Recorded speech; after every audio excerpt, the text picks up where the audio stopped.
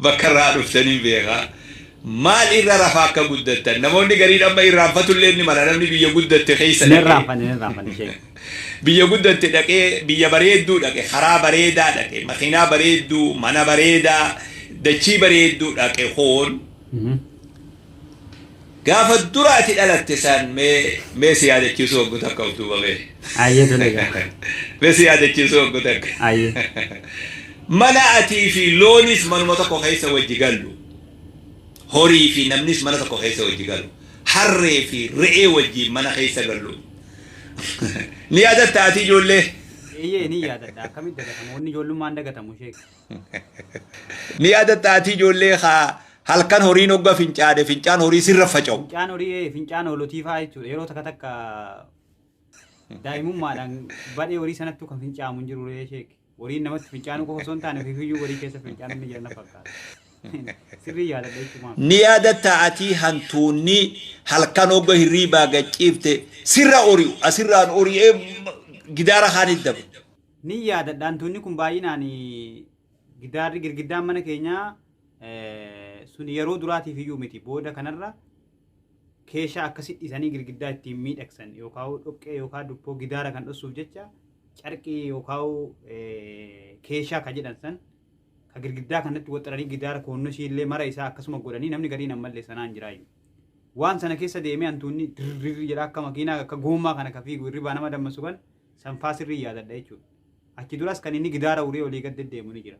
نيادة تأتي تخاني غارة خنا بوئي تخاني دولة حرب صامت لولا غرتي دولة الإسا لفجل ديم دولة خنا تخاني ستي بوس تايفين او في قد بكا تنفي تسون جين بكا تقانا كنا مقايسا تقانا تنبين مقا بروتي انجرا باينان نمني بيجا كينيا تقا قريكي وان انجر في baadiyyaa keessatti bishaan o'aa kana faatti naqanii yeroo bishaan o'aan daa'ima bishaan o'aa kanatti naqamee akka inni baduuf manni ittiin miicamu yookaan algaa jala wanni marti mana keessaa yaa'ee bishaan o'aadhaan gidaarri kun lafti kun marti agubattu jedhanii yeroo manguddoon abbootiin keenya akkas godhan sirrii yaadadha jechuu kiyya. Hayyee waa'ee tafkiitti fufa.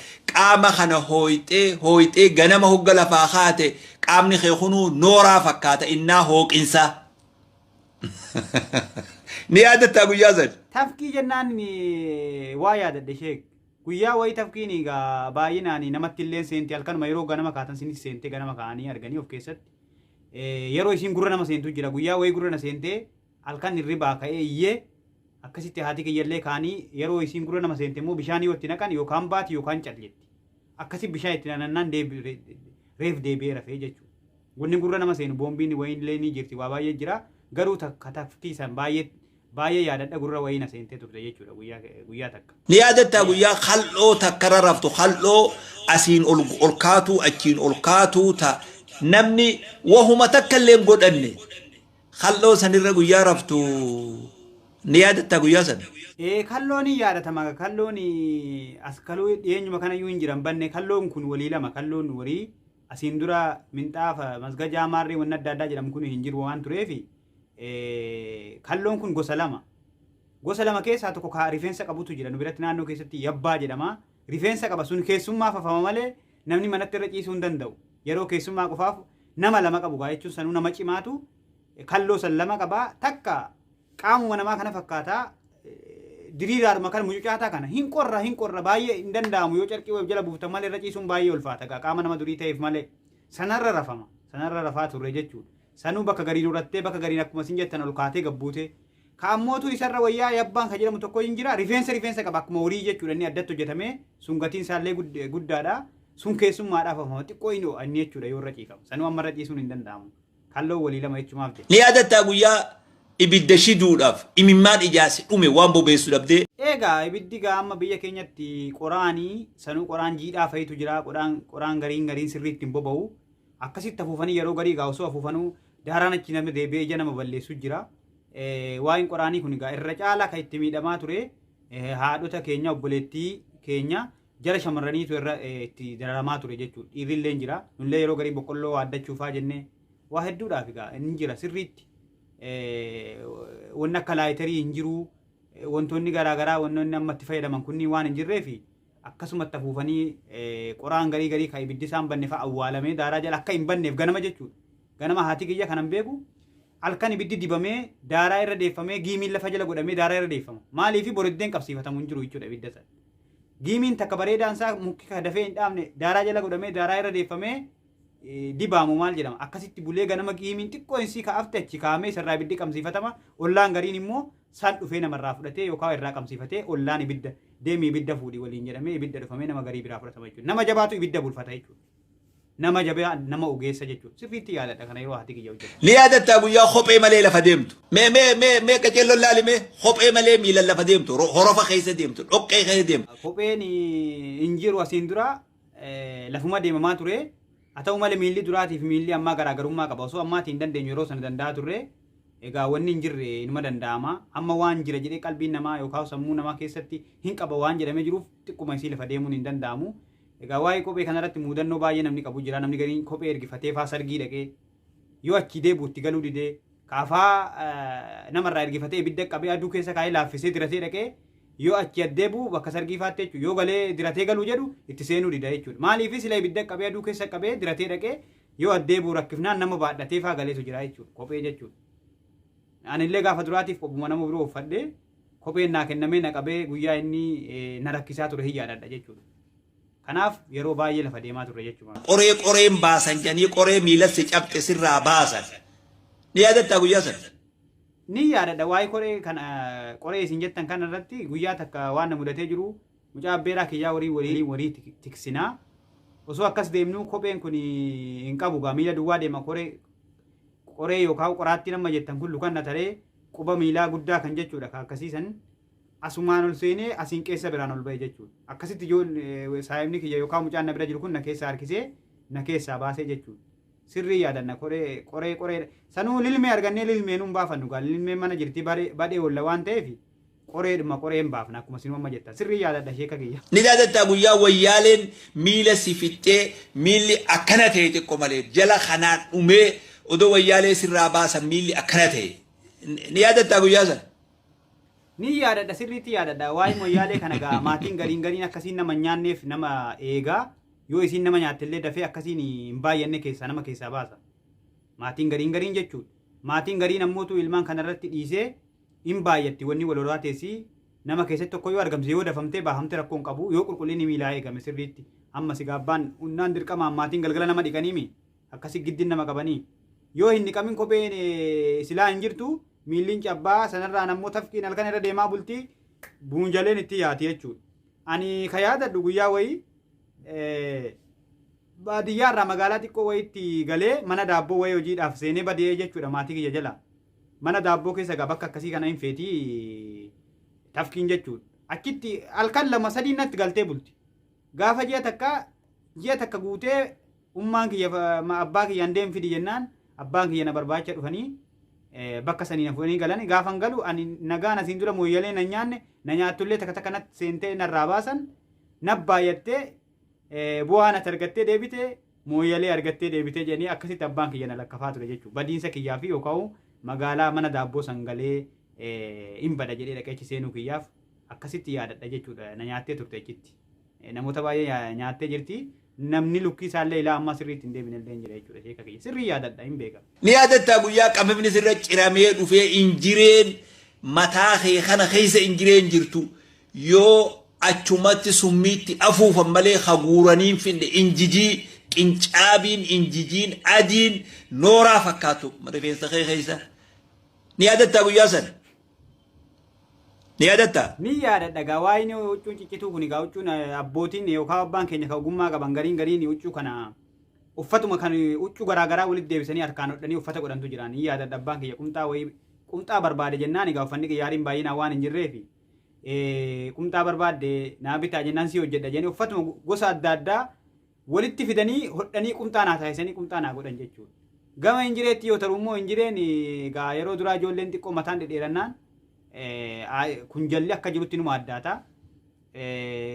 Sirrii yaadadha galgala fa'aa obboleettiin kun faantu haati kun faantu akkasitti keessaa nama fuffunaanti guyyaa wayii eeguma xiqqoo guddadhee yaadadha. Osoo ijoollee wayiitii wal bira teenyu bakkee badhee kan akkasiin na hosinnaan akkanuma hooqee jennaan mucaan na bira taa'u achumatti harka kiyya qabe fuudhi naan jedhee Isanoo qorgee achuma fuudhi maa hooqxanaan jedhe jechuudha. Ni yaadatta guyyaa gowwummarraa makiinaa dheeysitu. Hoggaa makiinaan karaa dhufte fiidee dheeysitu. Ni yaadatta guyyaa san. Sirrii yaadadha makiinaan osoo bakka makiinaa yookaan magaalaan bahin makiinaan ganda dhufteeti. Makiinaa abbaanii sagalee alaalatti yoo dhageenya badheen karaan biyya keenyaa sirrii waan hin taaneef sagalee baay'ee dhageessifti. Motoriin illee makiinaa illee fiigamee lafa baay'ee irraa kaa'amee fiigamee karaa sana baamee eeggatama laaluuf. Yoo fiigee awwal marraadhaan dhaqee karaa achi ba'ee eegu makiinaan xiqqoon tokko dhuftee tarraanuma namni wayii na dhufee makiinaa amma taree guddaa mu xiqqoonaan jenna guddicha gana gawwedhee guddisee hime jechuudha. Maaliif reef arga waan ta'eef xiqqaan sun anatti guddaadha. Kana hunda keessaa rabbiin si baasee biyya bareedduu, mana bareedaa, makiinaa bareedduu, uffata bareedaa, aqlii bareedduu, qaama bareedaa. Miskiina wallah. Alhamdulillah jime. Alhamdulillah.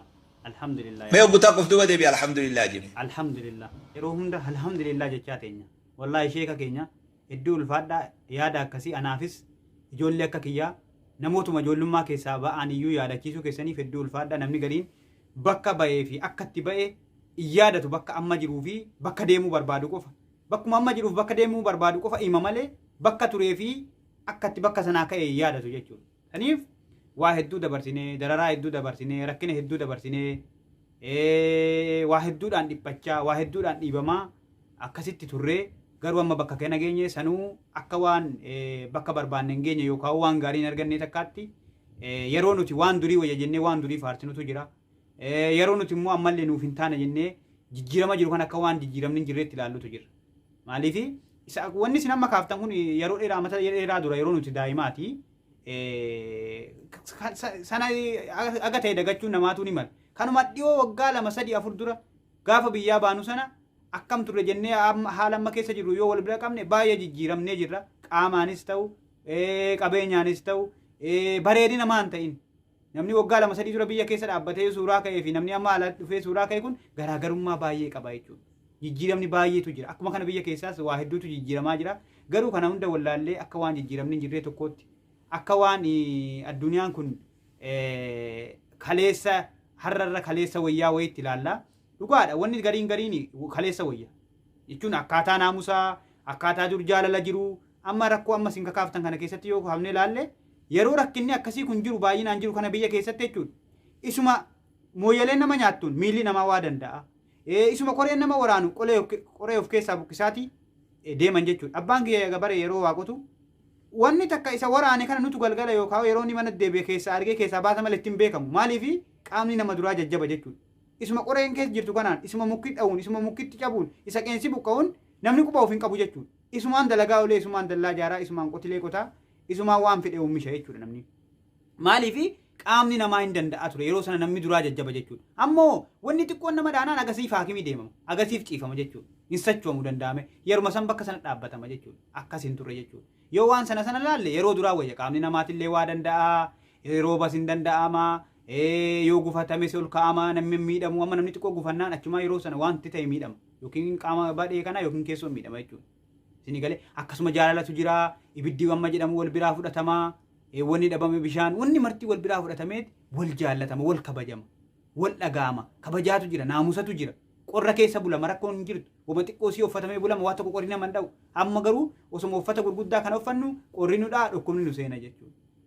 Yoo waan sana laalle waan kalee wayya ammoo niimaa ijatti waan argame kan waan mimmiidhagaa uffata babbareedaa akkasii uffachuu ijaan waan gaarii arguu bakka gaarii ciisuu minxaafa gaarii afachuu uffata qiyyaarii uffachuu mataa ofii yeroo yeroodhaan filachuu qaama ofii dhiqachuu qeensa ofii sirrii qorachuu luka ofii qulqullina ofii eeggatanii sanu amma keessa dabarree waa hunda saayizii nuu ta'u gosa nuu ta'uun hojjechiifachuu eegalle jechuudha. Kana jechuun asiin dura kofoolma namni guddii diratu daa'imni illee dirata. Caammaa namni guddii diratu namni isarra jiru diratu rakkinaaf jecha dirata jechuudha. Amma garuu namni ka isatti ta'u ilaallatee sana irra darbee dardarree amma yeroo ammaa jechuudha ijoolleen ofii hojjechiifachuu jiran jechuudha. Shamuza akkasiin naa tolchi, kofoo akkasiin naa tolchi, kophee akkanaa naa tolchi, kophee malkee akkasii kana hunda irra geenye jira jechuudha. Garuu galata rabbii dagannee niimaa rabbii nutti tole dagannee rabbiin illee dallansiisaa jirra. Kanaaf nama waa yaadatu nama of beeku rabbiin nu haa taasisu. Sheeka keenya waan gaarii kaaftanii waan kana namni hunduu itti yaaduu qaba dhaggeeffachuu qaba waallee irraa hubachuu qaba jedhee yaada ana hedduu wanni kun natti tolee waan dhosinu hin qabnu waa hedduu keessa dabarre wanni sheekni amma kaasan wanni sobni hin jiru yookaan wanni hin jirre hin jiru yoo irra afe malee kan irraa afe sammuutu waanuma kana wal fakkaatu waanuma jireenya nuti asiin dura dabarsine jechuudha kanaaf waan kanarraa waa hedduu hubanna jedhee yaada gara fuulduraatti akka of yaadannu akka shukrii illee rabbii galchinu nu taasisa sheeka keenya baabaa keenya galatoomaa ulfaadhaa du'aayii nuuf godhaa fi yeroo hunda sheeka keenya kana hordofnu waan gaarii irraa baranna bifa namatti toluun bifa qoosaatiin bifa nama nifachiifneen bifa nama dadhabsiifneen ergaa babbareedduu sheekni keenya kun nu dabarsaa jiru wallaahi daran akka bulbuluun akka oollee bulluun jaalalli sheeka kanaa nu keessatti dabalaa nutillee hordoftoonni isaanii yookaan namni isaan jala deemu dabalaa deemaa jirra jechuudha. Inshaallah umurii isaanii rabbi nuuf dheeressu namoota akkasii rabbi nuuf jabeessu namoonni kaanis sheekoliin kaanis bifa isaanii kanaan qoosaa kolfaa nama taphachiisaa osoo ergaa isaanii dabarfatanii yookaan barumsa isaanii barsiisanii baay'ee fudhatama godhata baay'ee namatti tola baay'ee namnillee dhaggeeffachuu danda'a fudhachuullee danda'a haala kanaan adeemnu haala rabbi nu haa tolchu namni haqlaaqa yoo tole amalli isaa yoo bareedaa ta'e bifa bareedaadhaan waan bareedaa namaa dabarsa namni illee waan sanarraa fudhata jechuu barbaadeeti galatoomaa assalamu alaykum warahmatullahi wabarakatuh nama dubbiin galuuf rabbiin waa taasisu jaraa miidhiin waa hunda taasisu rakkoo muumintootaa kan jayaachisu nama diinee kanaaf fidaa of taasisu rabbiin waa taasisu jannatatti yaale ala kitaabillahi sunnatur rasuuli